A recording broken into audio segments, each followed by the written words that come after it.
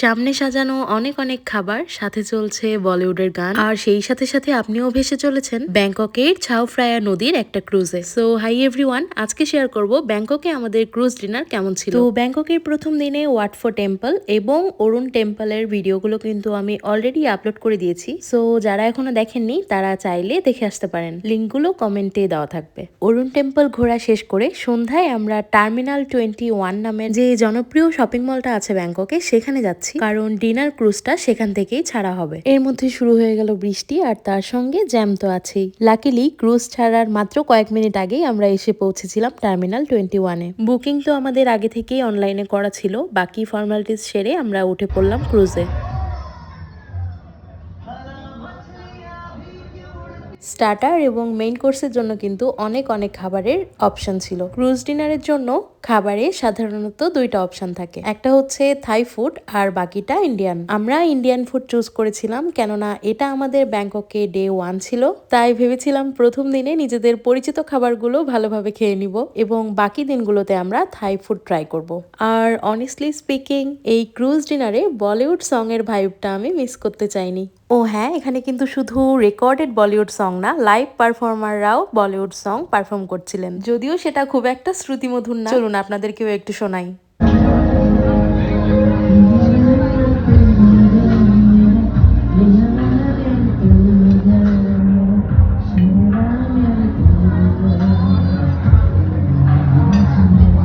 কি কেমন লাগলো?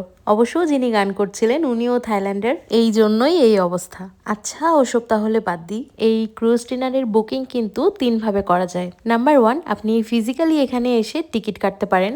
নাম্বার 2, বিভিন্ন ট্রাভেল এজেন্সি থেকে এই টিকিট বুকিং করা যায়, অবশ্যই সেটা যদি ট্রাস্টওয়ার্দি হয় তাহলে। And number 3, online booking. আমরা অনলাইন বুকিং করেছিলাম, কিন্তু সিট আমার খুব একটা পছন্দ হয়নি। ক্রুজে 2টা পার্ট থাকে, লোয়ার ডেক আর একটা আপার ডেক। আমাদের সিট পড়েছিল নিচের তলায়, মানে লোয়ার ডেক। যেহেতু অনলাইন বুকিং এ সিট সিলেকশনটা করা যায় না, তাই আমরা আমাদের পছন্দ মতো সিট চুজ করতে পারিনি। কিন্তু এখানে এসে ফিজিক্যালি টিকিট কাটলে অথবা কোনো ট্রাস্টওয়ার্দি এজেন্সি থেকে টিকিট করলে ভালো সিট পাওয়ার সম্ভাবনা অনেক গুণ বেড়ে যায়। যদিও কেউই আধা ঘন্টার বেশি সিটে বসে থাকে না। কোনো রকম খাওয়া দাওয়া শেষ করেই কেউ চলে যায় গানের তালে তালে ডান্স করে এনজয় করতে, আবার কেউ আপার ডেকের এই খোলা অংশে এসে দাঁড়িয়ে ক্রুজ থেকে রাতের ব্যাংকক দেখতে কেমন লাগে সেটা এনজয় করে। এই যে যেমন আমরা খাওয়া দাওয়া শেষ করে হাতে চা নিয়ে চলে এসেছি উপরে। কিছুক্ষণ সেখানে এনজয় করে আমরা আবার লোয়ার ডেকে গেলাম, কারণ অভিকের মনে হয়েছে সে ক্যামেরা দিয়ে এখানে আমার একটাও ছবি তুলে দেয়নি। তাই নিচে এসে চায়ের কাপ হাতে নিয়ে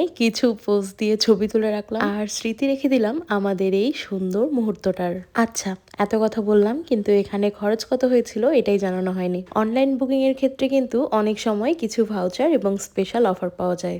আমরাও একটা অফার পেয়েছিলাম, তাই স্বাভাবিকের চেয়ে আমাদের খরচ একটু কম হয়েছিল। পার পার্সন আমাদের খরচ হয়েছিল 1100 বাত, দুজন মিলে 2200 থাই বাত। এই ক্রুজ ডিনারের অভিজ্ঞতা কিন্তু আমাদের খুবই ভালো ছিল, আমরা দুজনেই ভীষণ এনজয় করেছিলাম।